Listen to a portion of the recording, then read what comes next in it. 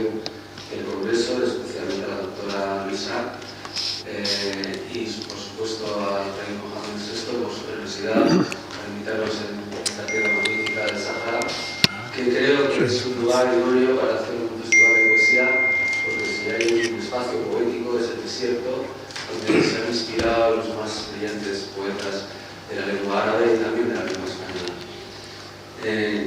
Nuestro trabajo como periodistas en España, como periodistas que intentan normalizar la presencia de la población musulmana en un país que no es musulmán, es muy importante hacerse eco de este tipo de convenciones internacionales en las que tenemos noticias positivas, de un aspecto positivo del Islam, que es su acercamiento a la poesía y a la mística, y no siempre noticias negativas referentes a la inmigración o referentes a los refugiados o a las problemáticas de orden público y de violencia que se viven en el mundo, guerras y demás.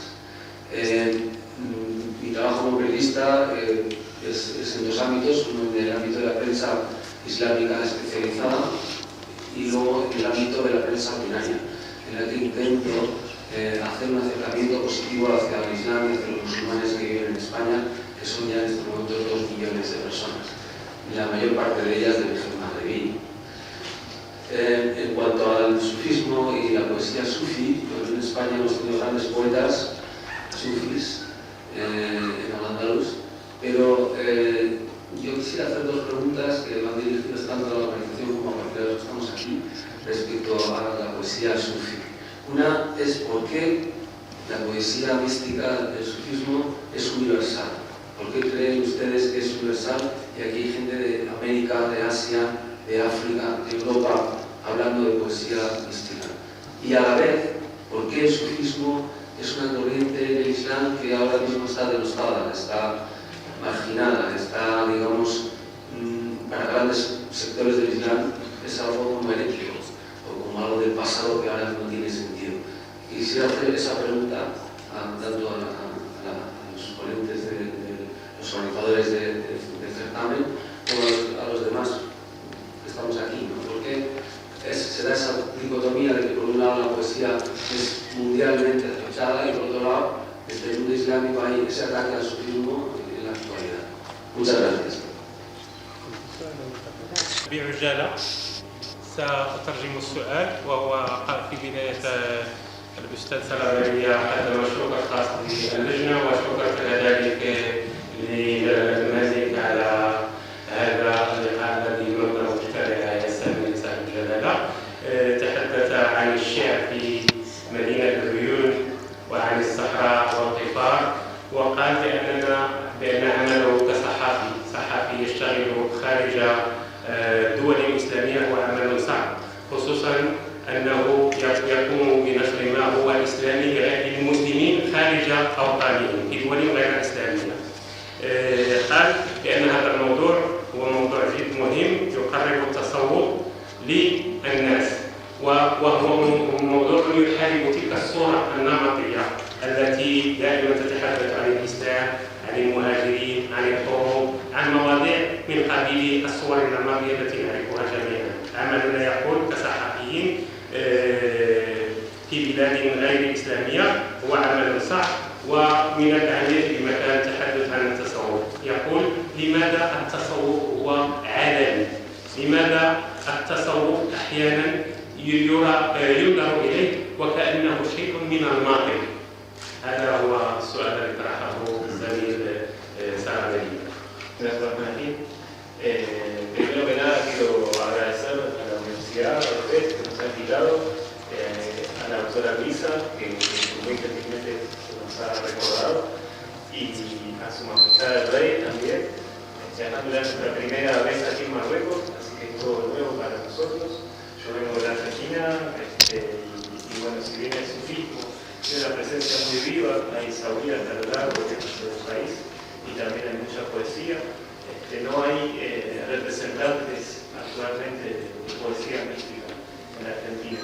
Recién recordaba uno de los pocos casos de un poeta místico fue Jorge Luis Borges, que es tal vez el más grande escritor de Argentina, muy conocido a nivel mundial, y que él, hay una anécdota muy linda linda, que él ya estando muy viejo, muy anciano, muy enfermo, viviendo en Suiza, ya sabía que podía morir en pocos días y sin embargo él tuvo un último deseo que era aprender árabe. Así que su viuda, María Kodama, contaba que aún ya ciego y sabiendo de su pronta muerte, él tomó la decisión de aprender árabe porque admiraba mucho a los poetas árabes y quería leer las 1001 noches en su idioma original antes de morir. Así que este es un legado nuestro de que hay algo místico que sucede y que nos debemos en Argentina tener una producción mística propia y tomar el legado de sus hijos para nosotros. Así que yo tengo una pregunta para Luisa, pero no sé si hacerla ahora. La pregunta que tenía era si ella cree que se puede enseñar la poesía mística o la poesía mística hay que vivirla. ¿Sí? Gracias por todo.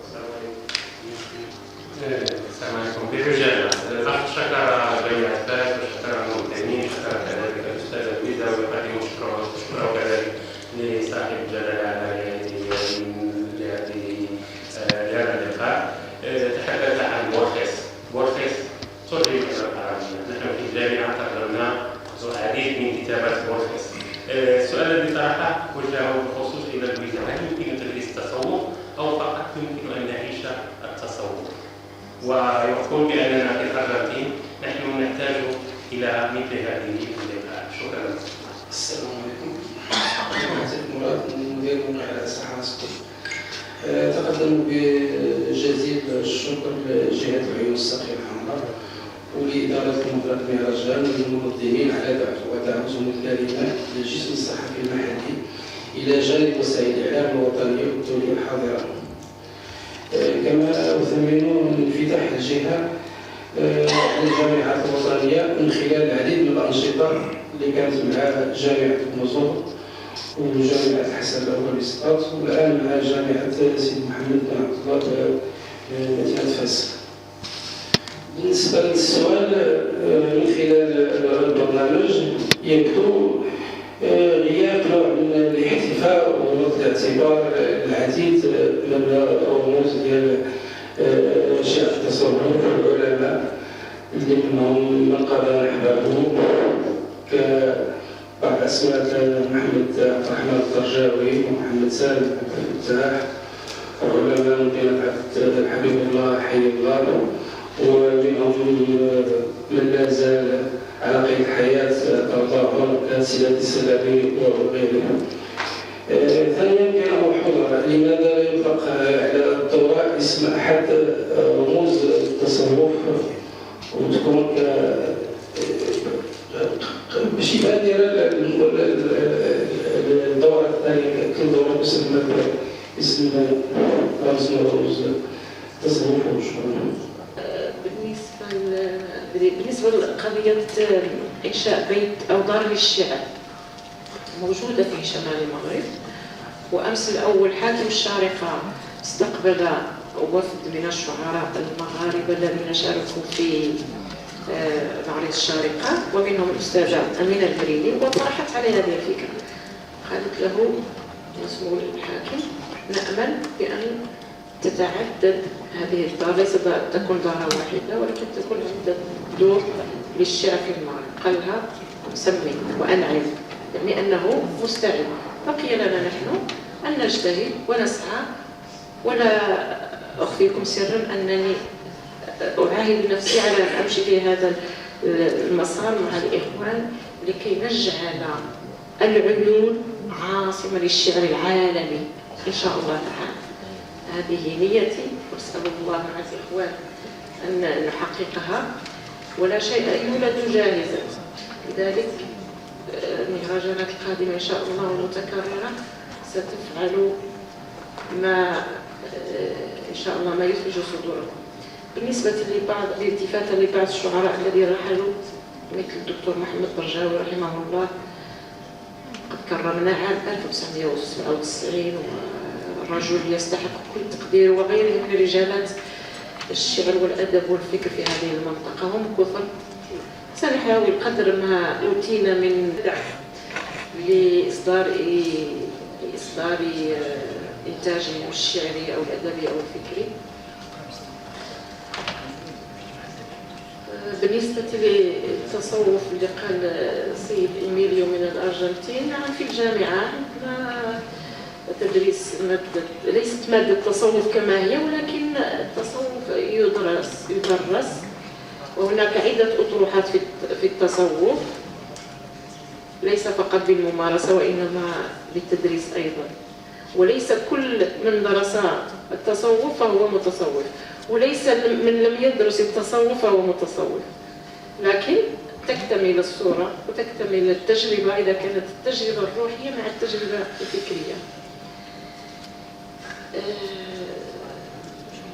بالنسبة للراحلين رحمهم الله، بالنسبة للجلسات الفكرية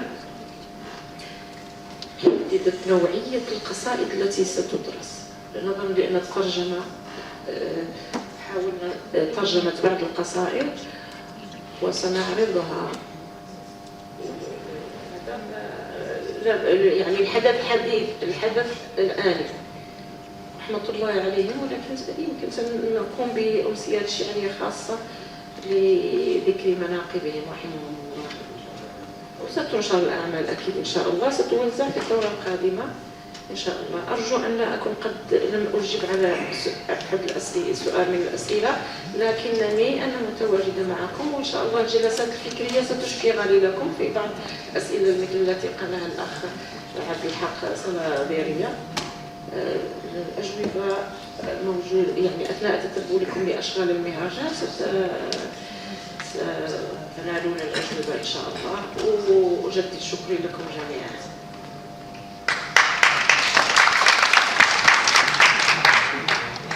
الإخوة الصحفيين الموجودين هنا، شكرا لكم على تفاعلكم، ونقول لكم من أقدر من الشعر ومن التصوف ومن المتصوفة في هذا الاحتفال الذي ينظم هنا والآن بمدينة العيون، من أقدر منهم على إعادة فتح أبوابنا الثقافية هنا بالعيون، أبوابنا الثقافية الدبلوماسية مع الآخر. الشعراء المتصوفة دارسوا التصوف دائما آثروا ضدا على عصرهم، آثروا من أجل بلوغ مقامات التصوف، مقام التواضع، الاستقامة، التعلم والتعليم، كما قلنا في الديباجة التمثل الأسمى والتكمل الأرقى. من أقدر من كل هؤلاء على بلوغ هدف هذه الدورة الأولى؟ ولكن أقول لكم من أقدر من الزملاء الصحفيين الموجودين هنا على دعم هذه الدورة. نحتاج لدعمكم ونشكركم على تواصلكم مع هذا اللقاء. عندي تدخل بسيط لنختم هذه الندوة الصحفية. أولا أقدم شكري وأعيد الشكر لجميع الإخوة الصحفيين أنا يمكن في لجنة الثقافة يمكن كنت تكلمت سبقني أن تحدثت مع مجموعة من الصحفيين فيما تروم لجنة الثقافة القيام به في المستقبل. لا نريد أن تكون عهدتنا تمر هكذا كأننا رؤساء لجنة الثقافة دون أن نحدث شيئا جديدا للثقافة فيها. في لجنة الثقافة نحن عازمون، وكانت هذه البداية. نتمنى أن تكون بداية طيبة، هذا من خلاله نريد الانتقال، هذا شيء لا مراء فيه، لكن أيضا إن أخطأنا أشرتم، وإن أصبنا أشرتم، إن أخطأنا قومتم، لكن ليس بالتقريع ولا بالكلام، لأنه هذا ليس عهدكم وليس طريقتكم. حتى في الاتصال المباشر احنا ممكن أي حد، لأنه من خلال الصحافة نحن نرى العالم. أنتم الذين توجهون، أنتم الذين تقترحون، بإضافة ذلك إلى ما نقترحه نحن وما نحس به وما نستعد له. إذن منين تعود عندنا صحافة متخصصة في مجال معين، ليس غير فقط السياسة والنكبات وكذا، هناك رياضة وهناك ثقافة وهناك شعر وهناك تصوف، يعني تكون هناك عندنا صحافة ملمة. هذا يساعدنا على أداء مهام. الرواق اللي اصدارات اللي تكلمت عنها السي منورة، احنا عندنا اصلا رواق داخل قصر المؤتمر، ستلاحظون فيه بعض من المعروضات لمجموعة من الجمعية، وربما أيضا من ضمن جمعية النجاح واتحاد كاتبة المغرب وجمعية القرى شراع وجمعية مجموعة وجمعية المجدور. طبيعة الحال الثقافة الدبلوماسية إلى احنا في منطقة الصحراء الذين يعرفون بأنه التقارب الذي يحاول أن المفاوضات السياسية في حل قضية الصحراء إذا كنت تقول بأن بدأت هناك دبلوماسية ثقافية من خلال مجموعة من الأطر والشعراء والأدباء.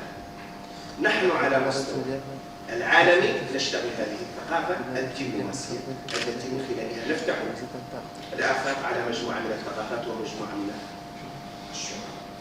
أيضا من خلال ستلاحظون أنه في القراءات الشعرية للذين لا يتكلمون الإسبانية سيرون بأن القصائد الملقاة من الدول اللاتينية المشاركة ستكون مترجمة باللغة العربية أمامهم، وسيقرؤونها مباشرة.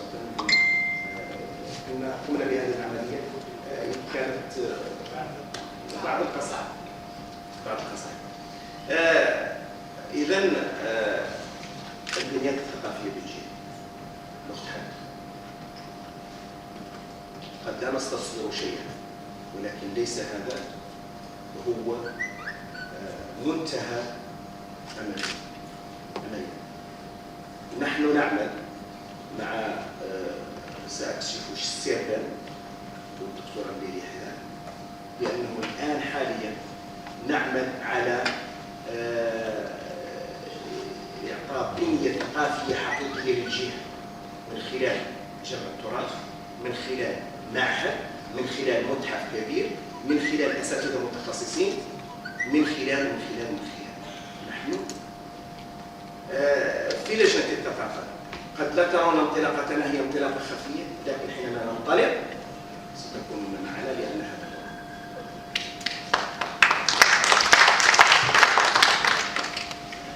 هذا سترون أيضا أخ منورة في سؤالكم عن مجموعة من الأعيان والشعراء وكذا. نحن وجهنا دعوة إلى مجموعة من الأناس المنسيين، مثلا من نقبة سيدة السنداني، سيد أحمد الرحالي، مصطفى حيدار،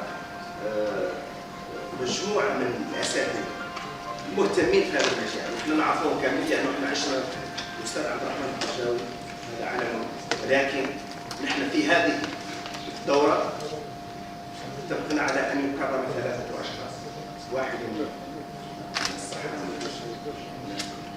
وواحد من ثاني من المغرب والثالث من دولة أجنبية. الشيخ مرماس كان هو البداية، وغدا يأتي فلان وعمر. أنا أتفق معه في طرح على أساس أن في كل مهرجان نطلق اسما معينا على اسم علم معين من أعلامنا على المهرجان، لأنه سيؤثره وسيعطي له معنى آخر. أيضا سيكون المهرجان الشعر العالمي، ولكن في كل دورة سيكون هناك موضوع. اليوم الصوفية، وغدا ربما الشعر الوجداني أو الفلسفي أو التصوري أو مجموعة منه، وهذا أيضا دور. احنا قررنا أن يكون موسما مهرجانا سنويا ليس موسميا، لأنه المواسم عرفنا بأنه فاشل تعدل لأسباب معينة، لرفية معينة، لأحداث معينة. لا، احنا بغينا في لجنة الثقافة وبدعم من رئيس المجلس شخصيا وبدعم من المكتب والأعضاء، لأنه اتفقنا على هذا. نحن في هذه اللجنة حقيقة إلى حد الآن لم نتلقى أي نوع من الاعتراض أو نوع من تخفيض الهمم. فأعود من جديد، الصحافة أنتم مرآتنا، أنتم تنقلون نبض الشارع، تنقلون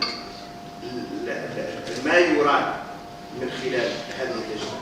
أعطونا أي شيء ممكن نعدله، عدله لنا كفريق، عدله كأشخاص، عدله أبوابنا مفتوحة، ما عندنا أي اعتراض على أي حد.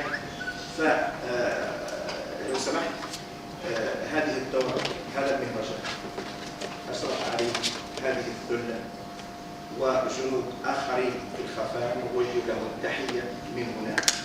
كان عمل مضني وكبير بأن نجيب مشاركين من أقصى بقاع العالم بإمكانيات متواضعة، وأغلبيتهم، وهذا سر آخر، جاء على نفقته الخاص. جاء على نفقته الخاص.